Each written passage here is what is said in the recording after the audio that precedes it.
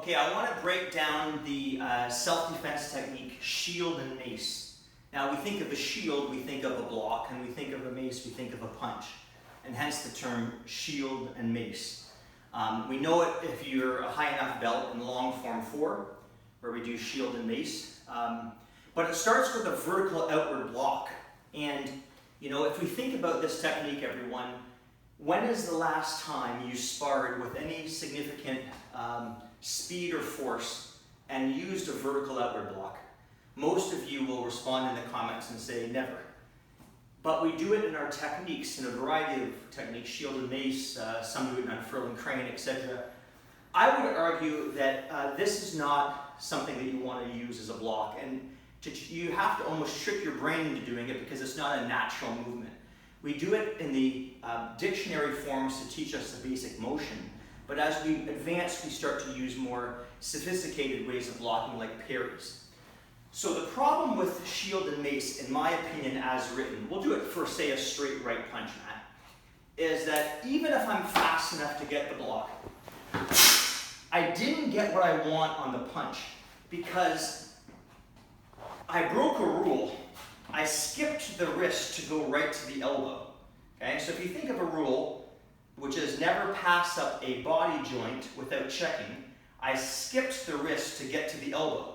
So if you've ever done partner work and you thought, ooh, that got close, that was choreographed that it got close.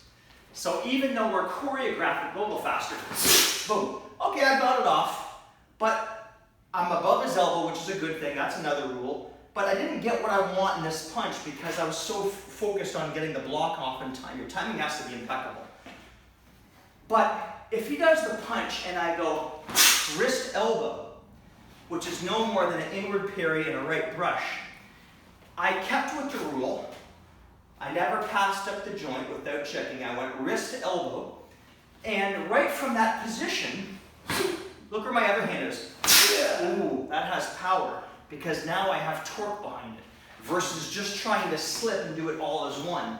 So I go parry, brush, nobody home, make my shot, and I hammer the kidney. And that's going to travel straight down, and I'm also going to now attack his leg. So a lot of people miss that. So we'll go a little slower. Back up a little bit, Matt. Okay, so he does the step through right, nobody home, I make the punch, and I hammer, and then I claw. Oh, I didn't mean to do that. My hand sword, and I kick the back of his knee, and I'm done. Okay? So we're going to try this one again. There's another rule, and that is, there's 3 things we can do to a circle. We continue it, reverse it, or cut it in half. This is simply continuing the circle, because I'm going around for my strikes. So the person does the punch. I make my strike, and I continue the circle. I go, oops. Now this puts weight on the other leg, and the side kick hits. If he's still on, I could go into the extension or simply shove him to the ground, and I'm in a safe spot. Okay? So we'll try shield and mace one more time. So standard way is this. You see, it worked, but it was choreographed.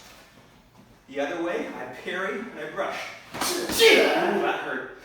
Hammer, claw, and I tilt him downward. Set him up for the remainder of the strikes, and then I'm out. And that is shield and mace.